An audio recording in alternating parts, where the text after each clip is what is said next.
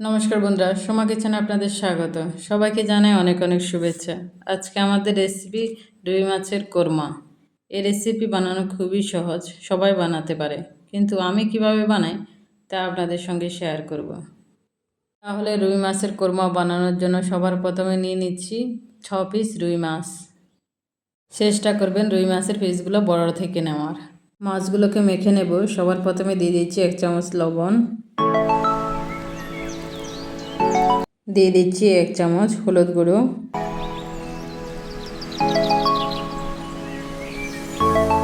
দিয়ে দিচ্ছি হাফ চামচ লঙ্কা গুঁড়ো। মিশ্রণটাকে স্মুথ করার জন্য দিয়ে দিচ্ছি 2 চামচ সাদা তেল।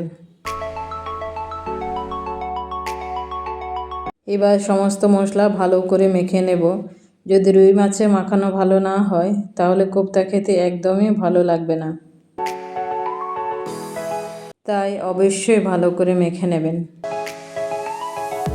ভালো করে মাখানো হয়ে গেলে রেখে দিতে হবে 20 থেকে 25 মিনিটের জন্য। কোরমার গ্রেভিটা বানানোর জন্য নিয়ে নিচ্ছি 50 গ্রাম কাজু বাদাম, দিয়ে দিচ্ছি কিছু পরিমাণে কিশমিশ।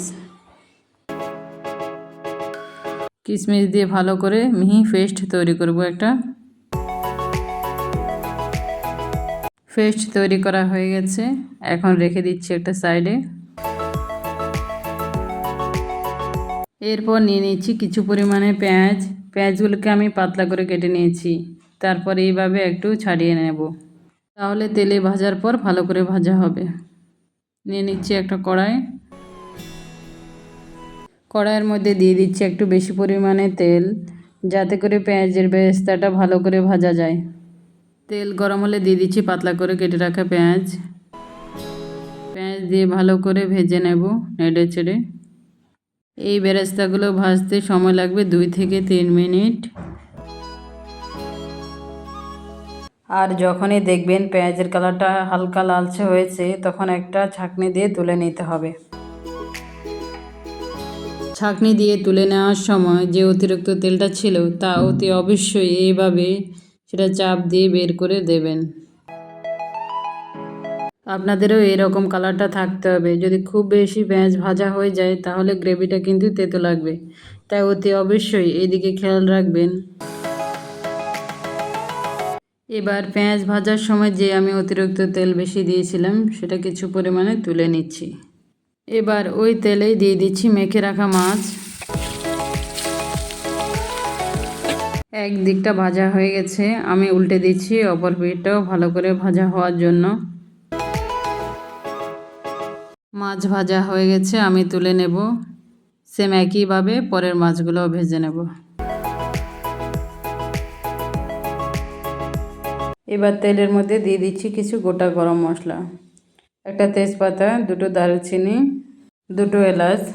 অবশ্যই এলাচগুলো ফাটিয়ে দেবেন, আমি ফাটিয়ে দিচ্ছি, তাহলে এলাচের গন্ধ খুবই ভালো আসবে। গোটা গরম মশলা 30 সেকেন্ডের মতো ভালো করে ভেজে নেব। এরপর দিয়ে দিচ্ছি 1 চামচ মৌরি। এবার সব কিছুকে ভালো করে ভেজে নেব যতক্ষণ না এর থেকে সুন্দর একটা গন্ধ আসে। আর একবার গন্ধটা আসলেই দিয়ে দিচ্ছি 1 চামচ আদা রসুন বাটা। আদা রসুন বাটাটা যাতে জ্বলে না যায় এর জন্য দিয়ে দিচ্ছি সামান্য পরিমাণে জল।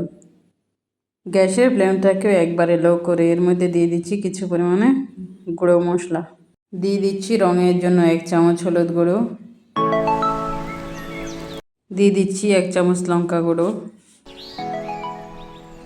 দিয়ে দিচ্ছি 1 চামচ জিরা গুঁড়ো, দিয়ে দিচ্ছি হাফ চামচ গোলমরিচ গুঁড়ো। এতে করে টেস্টটা খুব ভালো আসে। সমস্ত মশলাগুলো ভালো করে কষিয়ে নেব যতক্ষণ না মশলা থেকে তেলটা ছেড়ে দেয়। এরপর দিয়ে দিচ্ছি একটা টমেটো পেস্ট। টমেটোটা অপশনাল, আপনারা দিতে পারেন নাও দিতে পারেন। আমি কালারের জন্য একটা টমেটো দিয়েছি। দিয়ে দিচ্ছি 1 চামচ গরম মশলা গুঁড়ো। এরপর দিয়ে দিচ্ছি পেঁয়াজের বেরেস্তা পেস্ট। আমি পেঁয়াজের বেরেস্তা আর কাজু বাদাম আলাদাভাবে পেস্ট করেছি, আপনারা চাইলে একসঙ্গেও পেস্ট করে নিতে পারেন। সমস্ত মশলা এখন ভালো করে 1 মিনিট কষিয়ে নেব। এখন দিয়ে দিচ্ছি ফেটিয়ে রাখা টক দই। টক দই দিয়ে ভালো করে মিশিয়ে নেব। মশলাটাকে ভালো করে কষিয়ে নেব যতক্ষণ না মশলা থেকে তেল বেরিয়ে আসে।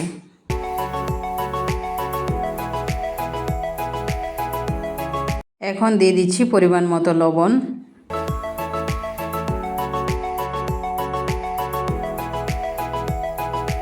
টমেটো আর টক দইয়ের টকটাকে ব্যালেন্স করার জন্য দিয়ে দিচ্ছি 2 চামচ চিনি।